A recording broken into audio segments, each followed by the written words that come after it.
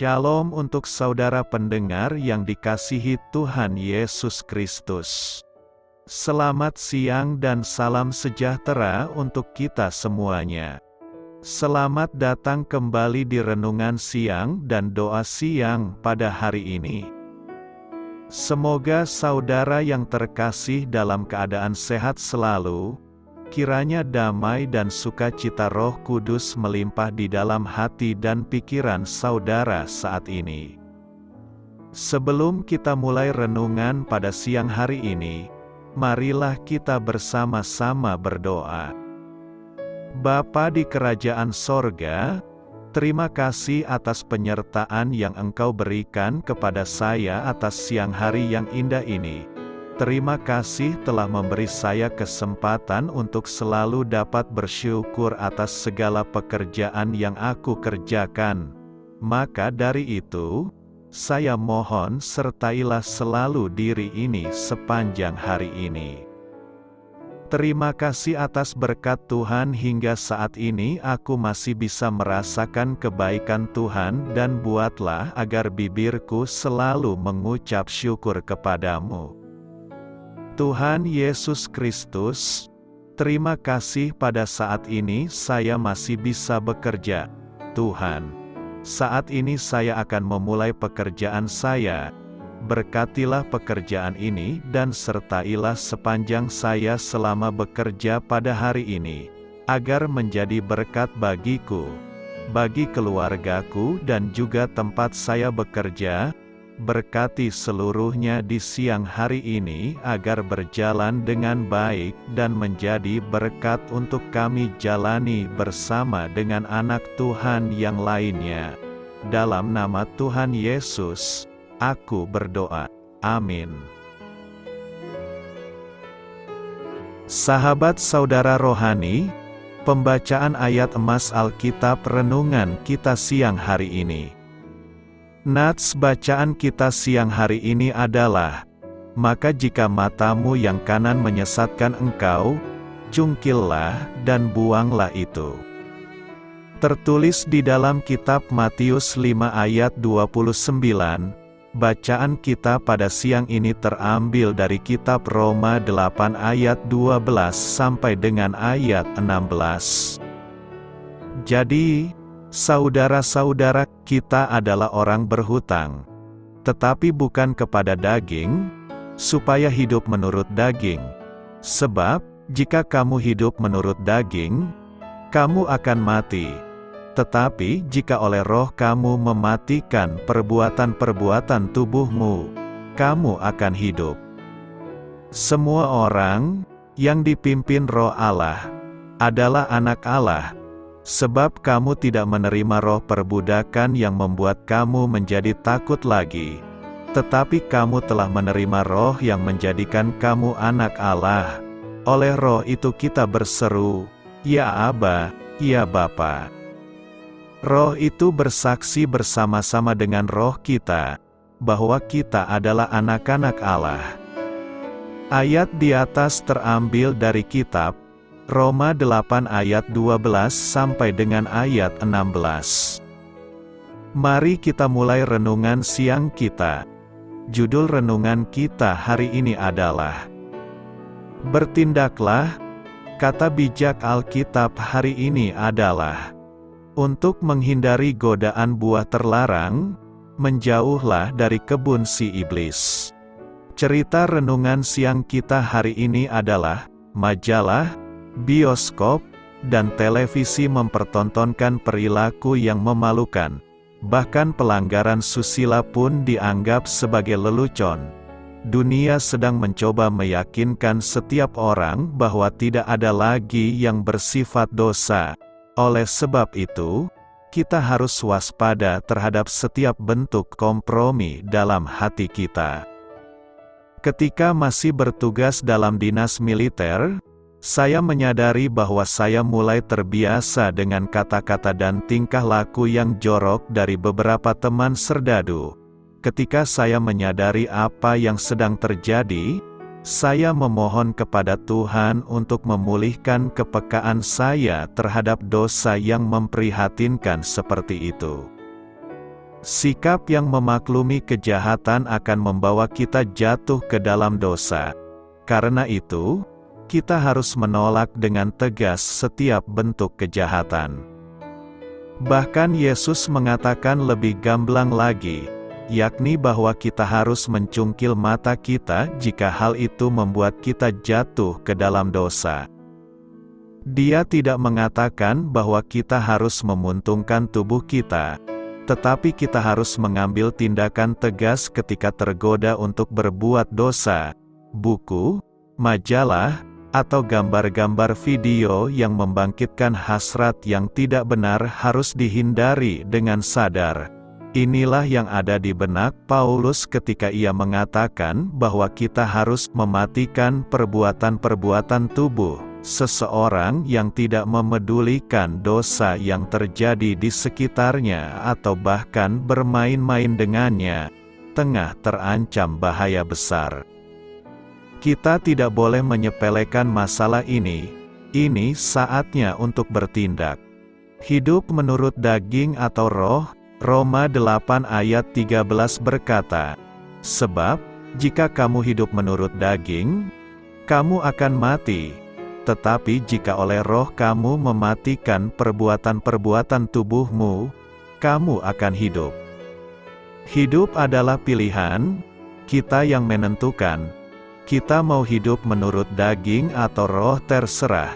Setiap pilihan punya konsekuensi.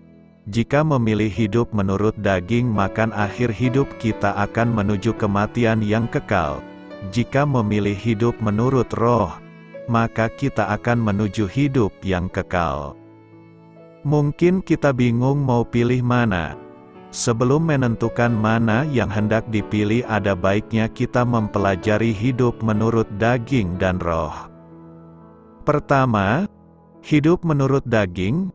Hidup menurut daging lebih gampang dan mudah dilaksanakan daripada hidup menurut roh Allah. Hal ini disebabkan karena keinginan daging lebih nikmat di bumi dibandingkan keinginan roh. Manusia juga masih hidup dalam daging dan masih banyak godaan dan cobaan yang menyangkut hal-hal daging. Tabiat-tabiat daging sudah ada di dalam diri manusia, sehingga hal itu yang menyebabkan orang percaya sulit untuk hidup menurut roh Allah. Hidup menurut daging berarti memikirkan hal-hal yang dari daging. Misalnya materi, kekayaan, kekuasaan, dan lain sebagainya. Dalam Galatia 5 ayat 19-21 berkata keinginan daging adalah percabulan, kecemaran, hawa nafsu, penyembahan berhala, roh pemecah, kedengkian, kemabukan, pesta pora, sihir, perseteruan, perselisihan, iri hati, amarah, kepentingan diri sendiri, pencideraan.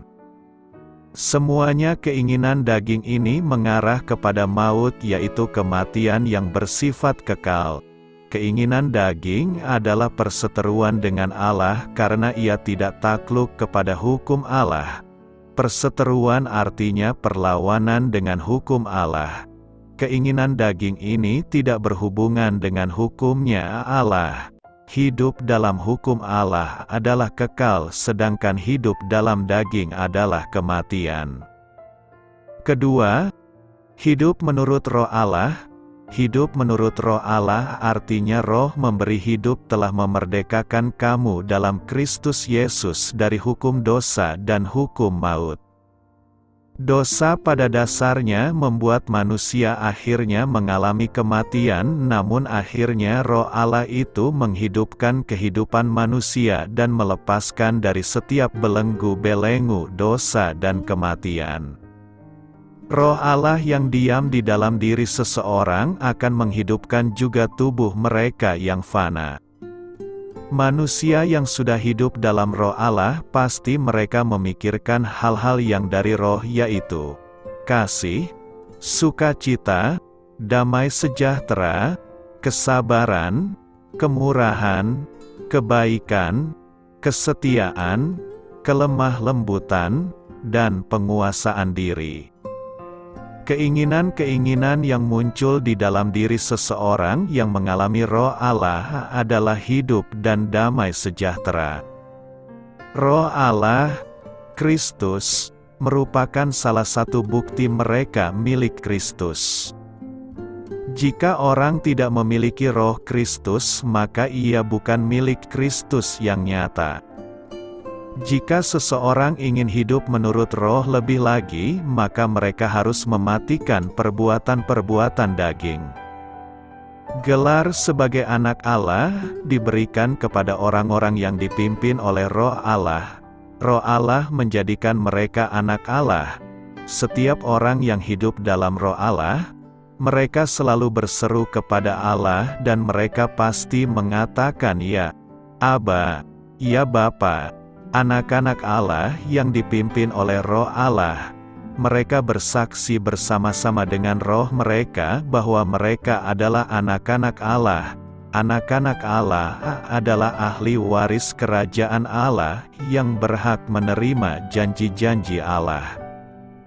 Jika kita perhatikan kata "akan" yang terdapat pada nas hari ini, maka kita akan menemukan sebuah proses. Keputusan kita untuk hidup menurut daging tidak akan langsung membuat kita mati, tetapi perlahan tapi pasti hidup kita akan semakin jauh dari Tuhan dan pada akhirnya kita mengakhiri hidup kita dengan banyak air mata. Sebaliknya, ketika kita memutuskan hidup menurut firman Tuhan, tidak serta-merta kehidupan kita langsung baik. Semua ada prosesnya. Namun yang terbaik, jauh lebih menyenangkan jika kita mengetahui bahwa ujung dari jalan yang kita tempuh adalah sesuatu yang baik. Karena itu, pilihlah dengan bijak kehidupan seperti apa yang ingin kita jalani. Pilihlah kehidupan yang menuntun kita kepada jalan-jalan yang sesuai firman Tuhan. Karunia untuk menasihati. Roma 12 ayat 8 berkata, "Jika karunia untuk menasihati, baiklah kita menasihati. Siapa yang membagi-bagikan sesuatu, hendaklah ia melakukannya dengan hati yang ikhlas. Siapa yang memberi pimpinan, hendaklah ia melakukannya dengan rajin. Siapa yang menunjukkan kemurahan, hendaklah ia melakukannya dengan sukacita." Salah satu tujuan karunia diberikan kepada kita adalah untuk menasihati. Artinya, karunia itu jangan salah gunakan. Jika untuk menasihati, gunakanlah untuk menasihati bukan untuk yang lain. Paulus memberikan cara penggunaan karunia itu dalam nas hari ini. Karunia untuk menasehati, atau encouraging, tertulis dalam Roma 12 ayat 8 yang mengatakan, jika karunia untuk menasihati, baiklah kita menasihati. Kata encourage tidak hanya diartikan sebagai menasihati, namun juga mengandung arti mendorong, menghibur, menguatkan. Bahkan Roh Kudus sendiri disebut sebagai Parakletos, atau Dia sebagai penghibur. Dia adalah penasihat. Gereja juga memerlukan orang-orang memiliki karunia seperti ini yang dapat mendorong, menghibur, menguatkan dan menasihati orang lain. Biasanya kita mengetahui bahwa Tuhan memberikan karunia ini kepada kita melalui konfirmasi dari orang-orang atau teman-teman di sekitar kita. Jika kita cermati lebih mendalam, maka dalam ayat 8 ini kita menemukan karunia lain yang berfungsi untuk mendorong dan membangun serta menguatkan kita untuk menggunakan karunia itu sesuai dengan kebutuhannya. Karunia-karunia itu adalah: pertama, karunia membagi-bagikan sesuatu. Roma 12 ayat 8 mengatakan, siapa yang membagi-bagikan sesuatu, hendaklah ia melakukannya dengan hati yang ikhlas. Ini juga merupakan karunia yang khusus. Membagi-bagikan sesuatu di sini ialah bukan membagi-bagikan milik orang lain tetapi membagi-bagikan milik kita.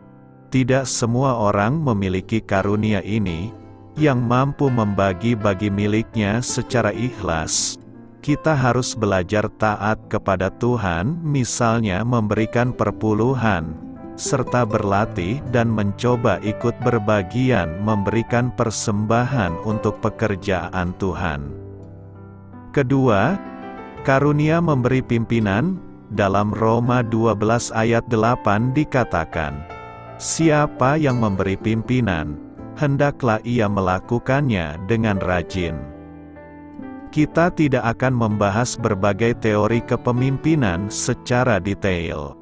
Pemimpin yang mengerti sejarah dan mengerti pekerjaan Tuhan di dalam hidupnya, serta mampu menggerakkan dan membagikan visi penting itu kepada orang lain, berjuang untuk menghadapi kesulitan dan tantangan dalam visi itu.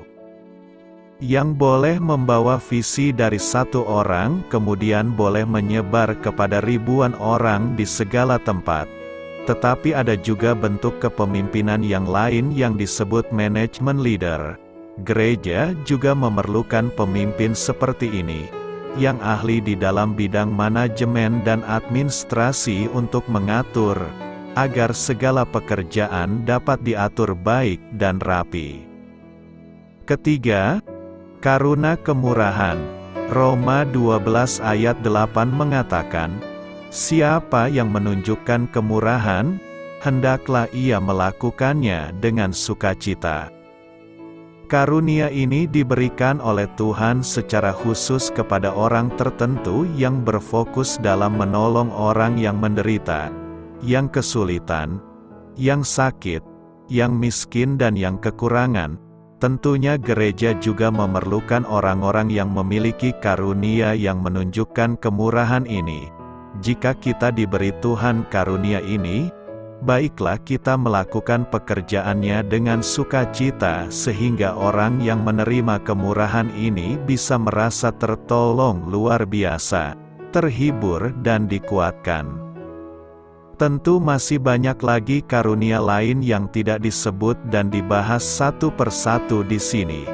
Jika kita melihat diri kita memiliki karunia lain yang belum disebutkan di sini, maka kita tetap harus melakukannya demi membangun tubuh Kristus. Kita boleh berfungsi jika kita berada di dalam tubuh, dan kita boleh membangun, mendorong, melayani satu dengan yang lain, ke arah Kristus yang adalah kepala. Pertanyaan kita sekarang adalah, apakah karuniamu? Karunia apa yang kita miliki? Kalau kita adalah anggota tubuh Kristus, maka kita pasti memiliki karunia.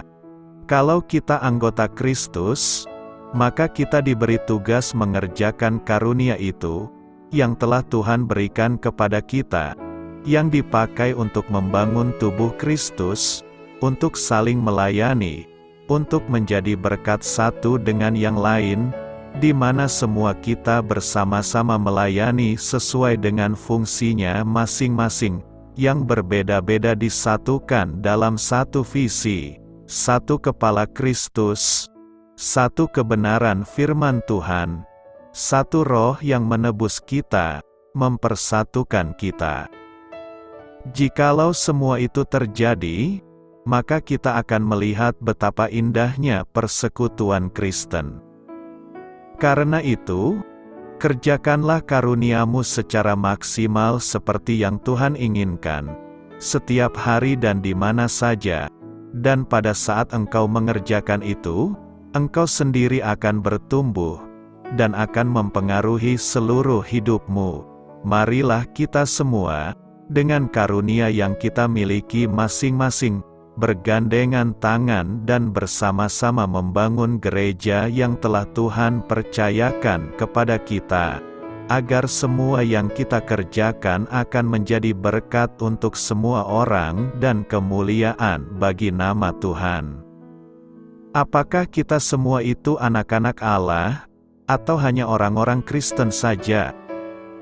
Jelas dalam Alkitab dinyatakan bahwa semua orang itu ciptaan Allah, namun hanya mereka yang sudah terlahir kembali yang disebut anak-anak Allah. Dalam Alkitab, mereka yang terhilang tidak pernah disebut sebagai anak-anak Allah. Efesus 2 ayat 3 memberitahu bahwa sebelum seseorang diselamatkan, pada dasarnya kami adalah orang-orang yang harus dimurkai. Roma 9 ayat 8 menyatakan bahwa bukan anak-anak menurut daging adalah anak-anak Allah. Bukannya dilahirkan sebagai anak-anak Allah. Kita malah dilahirkan dalam dosa, yang memisahkan kita dari Allah dan membuat kita berpihak dengan iblis, yang adalah musuh Allah. Yesus berkata, "Jikalau Allah adalah Bapamu, kamu akan mengasihi aku, sebab aku keluar dan datang dari Allah. Dan aku datang bukan atas kehendakku sendiri, melainkan Dialah yang mengutus aku." Beberapa ayat kemudian, dalam Yohanes 8 ayat 44, Yesus memberitahu orang-orang Farisi bahwa iblislah yang menjadi bapamu dan kamu ingin melakukan keinginan-keinginan bapamu. Fakta bahwa mereka yang belum diselamatkan bukan anak-anak Allah juga dapat dilihat dalam 1 Yohanes 3 ayat 10. Inilah tandanya anak-anak Allah dan anak-anak iblis. Setiap orang yang tidak berbuat kebenaran, tidak berasal dari Allah, demikian juga barang siapa yang tidak mengasihi saudaranya. Kita menjadi anak-anak Allah ketika kita diselamatkan karena kita diangkat menjadi keluarga Allah melalui hubungan dengan Yesus Kristus. Ini dapat dilihat dengan jelas dalam ayat-ayat seperti Roma 8 ayat 14-17. Semua orang yang dipimpin Roh Allah adalah anak Allah. Sebab kamu tidak menerima roh perbudakan yang membuat kamu menjadi takut lagi, tetapi kamu telah menerima Roh yang menjadikan kamu anak Allah. Oleh Roh itu kita berseru, "Ya Aba, ya Bapa." Roh itu bersaksi bersama-sama dengan roh kita, bahwa kita adalah anak-anak Allah, dan jika kita adalah anak, maka kita juga adalah ahli waris, maksudnya orang-orang yang berhak menerima janji-janji Allah, yang akan menerimanya bersama-sama dengan Kristus, yaitu jika kita menderita bersama-sama dengan Dia, supaya kita juga dipermuliakan bersama-sama dengan Dia. Mereka yang diselamatkan itu, anak-anak Allah karena iman di dalam Yesus Kristus. Karena Allah telah menentukan kita dari semula oleh Yesus Kristus untuk menjadi anak-anak-Nya, sesuai dengan kerelaan kehendak-Nya. Bagaimana supaya saya bisa mengatasi pencobaan? Alkitab menyatakan kalau setiap orang akan menghadapi pencobaan. Surat 1 Korintus 10 ayat 13 menyatakan, "Pencobaan-pencobaan yang kamu alami ialah pencobaan-pencobaan biasa, yang tidak melebihi kekuatan manusia." Pernyataan ini mungkin bisa menguatkan kita. Seringkali, kita merasa hanya kita sendiri yang menghadapi pencobaan, sementara orang lain tidak. Yesus sendiri bahkan dicobai. Sebab imam besar yang kita punya, bukanlah imam besar yang tidak dapat turut merasakan kelemahan-kelemahan kita. Ia telah dicobai, hanya tidak berbuat dosa. Lantas, dari mana datangnya semua pencobaan ini? Pertama-tama, perlu dipahami kalau ini bukan datang dari Allah, walau Allah yang memang mengizinkan supaya ini bisa terjadi. Surat Yakobus 1 ayat 13 menyatakan, "Sebab Allah tidak dapat dicobai oleh yang jahat, dan Ia sendiri tidak mencobai siapapun." Di pasal pertama kitab Ayub, dinyatakan kalau Allah mengizinkan setan mencobai Ayub, tapi dengan sejumlah pembatasan, setan berjalan berkeliling di seluruh dunia, mencari-cari orang yang dapat ditelannya. Petrus menyuruh kita untuk melawannya, sebab orang percaya lainnya juga menanggung penderitaan yang sama. Melalui bagian ini, kita bisa memastikan kalau pencobaan datang dari setan. Surat Yakobus 1 ayat 14 juga menyatakan kalau pencobaan datang dari dalam diri kita sendiri. Kita dicobai ketika kita diseret dan dipikat oleh keinginan sendiri. Kita sendiri yang mengizinkan diri kita memikirkan hal-hal yang tidak sepantasnya, pergi ke tempat yang tidak sepantasnya, dan kemudian mengambil keputusan berdasarkan hawa nafsu kita, yang membawa kita ke dalam pencobaan. Jadi, bagaimana supaya kita bisa menang menghadapi pencobaan? Pertama-tama, kita harus belajar dari Yesus bagaimana menghadapi pencobaan ketika ia sedang dicobai setan di padang gurun. Setiap pencobaan dari setan selalu dijawab, ada tertulis, diikuti ayat-ayat di Alkitab. Jika anak Allah menggunakan firman Tuhan untuk mengatasi pencobaan, mengapa kita tidak memakai cara yang sama? Cara ini efektif mengatasi pencobaan setan sebanyak 3 kali. Hingga iblis meninggalkan dia, setiap usaha kita untuk mengatasi pencobaan tidak akan efektif jika tidak dipimpin oleh Roh Kudus, yang memimpin kita melalui usaha membaca, mempelajari, dan merenungkan firman Tuhan. Dengan cara ini, maka kita akan diperbaharui akal budi kita. Tidak ada senjata yang lebih ampuh dalam mengalahkan pencobaan selain pedang roh, yaitu firman Allah. Surat Kolose 3 ayat 2 menyatakan, pikirkanlah perkara di atas, bukan yang di bumi. Jika pikiran kita dipenuhi oleh acara TV, musik, dan segala sesuatu yang ditawarkan dunia, kita akan diserang oleh berbagai pesan dan gambar yang menuntun kita kepada hawa nafsu. Jika pikiran kita dipenuhi keagungan dan kekudusan Allah, kasih dan belas kasihan Kristus, dan keindahan firman-Nya yang sempurna, perlahan-lahan kita akan kehilangan minat terhadap godaan dunia. Jika firman-Nya tidak berkuasa dalam pikiran kita, maka kita akan menjadi sangat rentan terhadap serangan setan. Berikut adalah cara untuk menjaga hati dan pikiran kita dalam menjauhi sumber pencobaan. Kita harus mengingat baik-baik perkataan Yesus kepada para murid di taman pada malam ketika ia dikhianati, berjaga-jagalah dan berdoalah, supaya kamu jangan jatuh ke dalam pencobaan. Roh memang penurut, tetapi daging lemah. Kebanyakan orang Kristen tidak akan dengan sengaja menjatuhkan diri ke dalam dosa, tapi kita mungkin tidak berdaya menghadapinya ketika pencobaan itu datang. Karena daging memang lemah, kadang-kadang kita sendiri yang menempatkan diri di situasi atau pikiran yang bisa membuat kita berdosa. Kita perlu untuk memperbaharui akal budi kita, seperti yang tertulis di surat Roma 12 ayat 1-2. Kita tidak lagi boleh berpikir seperti halnya dunia berpikir, melangkah seperti halnya dunia melangkah. Amsal 4 ayat 14-15 mengajari kita, janganlah menempuh jalan orang fasik, dan janganlah mengikuti jalan orang jahat. Jauhilah jalan itu, janganlah melaluinya. Menyimpanglah daripadanya dan berjalanlah terus. Kita perlu menghindari jalan yang ditawarkan dunia, yang bisa membawa kita kepada pencobaan.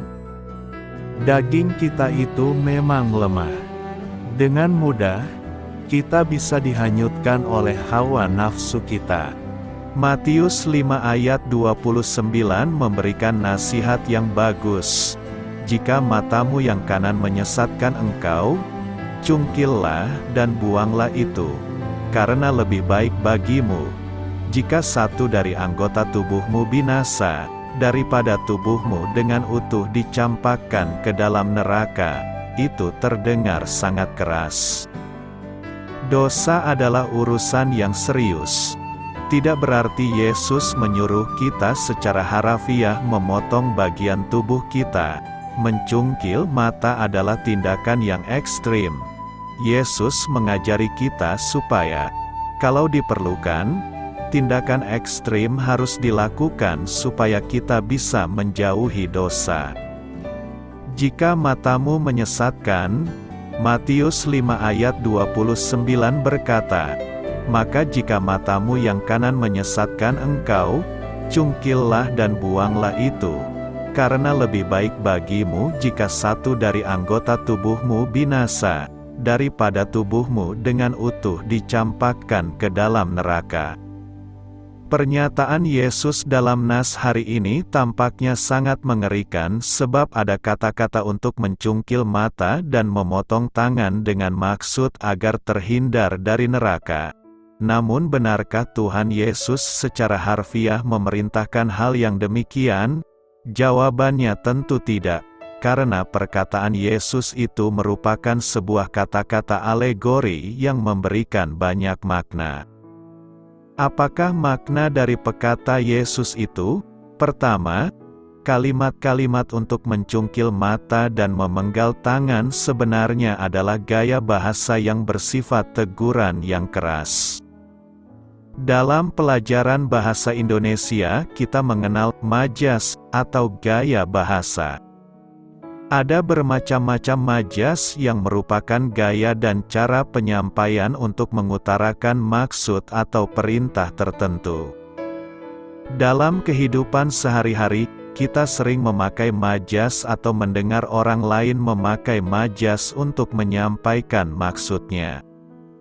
Misalnya, lebih baik kau jahit saja mulutmu itu daripada menyinggung banyak orang. Maksud dari kalimat itu bukanlah untuk benar-benar menjahit mulut, tetapi agar berhati-hati dalam berbicara supaya tidak menyinggung orang lain. Contoh kalimat majas lainnya, lebih baik miskin daripada kaya tapi masuk penjara. Maksud dari kalimat tersebut bukan benar-benar ingin menjadi miskin, tetapi maknanya adalah hidup itu harus jujur dan benar supaya tidak masuk penjara. Kekayaan bukanlah fokus utama, tapi hidup yang berintegritas, kejujuran itulah yang terutama. Jadi maksud Tuhan Yesus dengan kalimat mencungkil mata dan memenggal tangan adalah agar kita berhati-hati sekali dalam menggunakan mata dan tangan karena ada konsekuensi yang sangat mengerikan yaitu neraka, bila mata dan tangan dipakai untuk berbuat dosa. Ancaman hukuman neraka itu begitu mengerikan sehingga kita harus mengendalikan anggota-anggota tubuh kita. Kedua, dalam pengajaran-pengajarannya, Tuhan Yesus sangat menekankan adanya perubahan dalam hati agar kita memiliki hati yang kudus dan benar, sebab segala tindakan itu muncul dari hati. Bila hati kita baik, maka kita akan melakukan yang baik. Sebaliknya, bila hati kita jahat, maka kejahatanlah yang akan dilakukan. Jadi, sebenarnya memotong tangan atau mencungkil mata tidak akan dapat mengubah tabiat berdosa seseorang apabila hatinya belum berubah. Sekalipun seseorang tangannya buntung, ia akan tetap punya tabiat dosa karena hatinya yang penuh kejahatan. Maka dengan memahami hal ini, kita dapat mengerti bahwa Tuhan Yesus tidak memerintahkan untuk mencungkil mata atau memenggal tangan secara hurufiah, namun kalimat perkataan Tuhan Yesus bermakna agar kita sungguh-sungguh menjaga tingkah laku kita agar terhindar dari neraka. Ketiga, dalam memahami suatu ayat kita harus melihat konteksnya dan membaca ayat sebelum dan sesudah serta membandingkan dengan ayat-ayat lainnya dalam Alkitab. Dalam Roma 8 ayat 13 tertulis, "Sebab, jika kamu hidup menurut daging, kamu akan mati. Tetapi jika oleh roh kamu mematikan perbuatan-perbuatan tubuhmu, kamu akan hidup." Ayat ini menekankan keharusan untuk hidup menuruti kehendak Roh Kudus dan mematikan perbuatan-perbuatan tubuh. Jadi, ciri kehidupan seorang yang beriman adalah menuruti Roh Kudus dan mematikan perbuatan daging. Orang yang beriman meski mempunyai mata, tangan dan kaki, tapi mata, tangan dan kakinya mati terhadap dosa, tubuhnya hanya dipergunakan untuk melakukan kebenaran. Jadi, kembali lagi kepada pokok di atas, jelas bahwa perintah Tuhan Yesus agar kita mematikan anggota-anggota tubuh kita terhadap dosa, bukan berarti kita harus mencungkil atau memenggal anggota tubuh ini secara harfiah. Perintah Tuhan Yesus dalam ayat ini sangat keras dan ekstrim, yang harus kita perhatikan dengan sungguh-sungguh agar jangan masuk dalam kebinasaan kekal. Marilah kita pakai mata ini untuk hal-hal yang suci, bukan yang najis. Marilah kita gunakan tangan ini untuk melakukan perintah Tuhan, bukan untuk melakukan perbuatan-perbuatan keji. Karena itu, marilah persembahkan tubuh ini bagi Tuhan agar kita masuk dalam kerajaan sorga yang kekal. Selamat berkarya untuk Tuhan, selamat memulai karya dalam minggu ini untuk Tuhan. Doa saya menyertai saudara sekalian, saya memberkati Anda agar sewaktu Anda mencarinya dari Dia, Bapa Surgawi Anda akan memberikan bagi Anda roti harian Anda. Dalam nama Yesus Kristus, Tuhan yang berkuasa atas alam semesta dan menuntun kita kepada iman yang menyelamatkan, Tuhan Yesus menyertai senantiasa. Tuhan memberkati. Amin.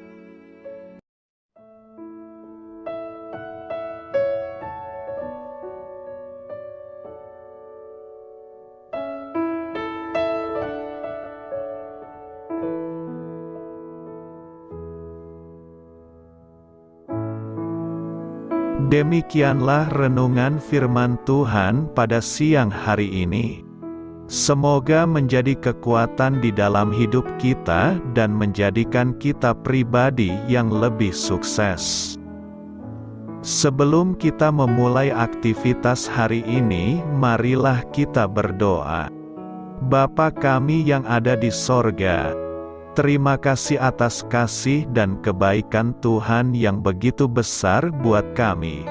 Tuntunlah perbuatanku agar di sepanjang hari ini saya bisa bekerja sebaik-baiknya, tidak pernah jemu menolong sesama, selalu ramah dan tahu terima kasih, menghayati iman dan mengamalkannya dengan sekuat tenagaku.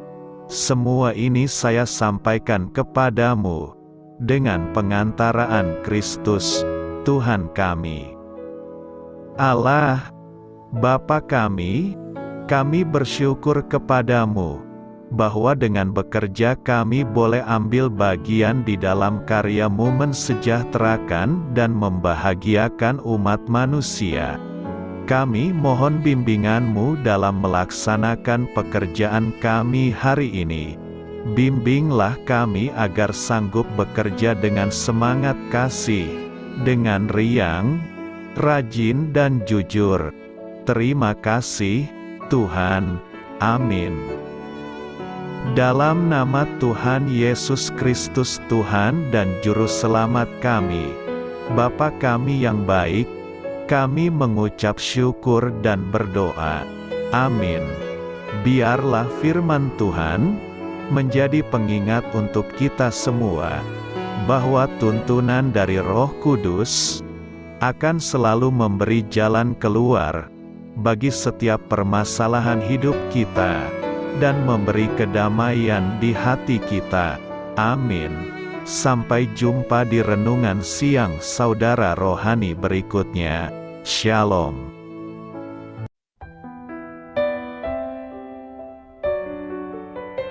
Halo untuk semua pendengar saudara rohani yang terkasih di dalam nama Tuhan Yesus Kristus dimanapun berada. Mari dukung kami, tim redaksi Renungan Harian Saudara Rohani dengan cara memberikan bantuan, kritik dan masukan. Saudara dapat memberikan masukan melalui kolom komentar di bawah atau mengirim kepada kami langsung melalui email yang tertera di layar Anda, saudararohani@gmail.com. Jika saudara terberkati melalui renungan ini, saudara dapat mendoakan kami dan memberikan bantuan lainnya dengan mengirim email kepada kami. Saya berdoa agar saudara sekalian bahagia dan sehat selalu. Amin.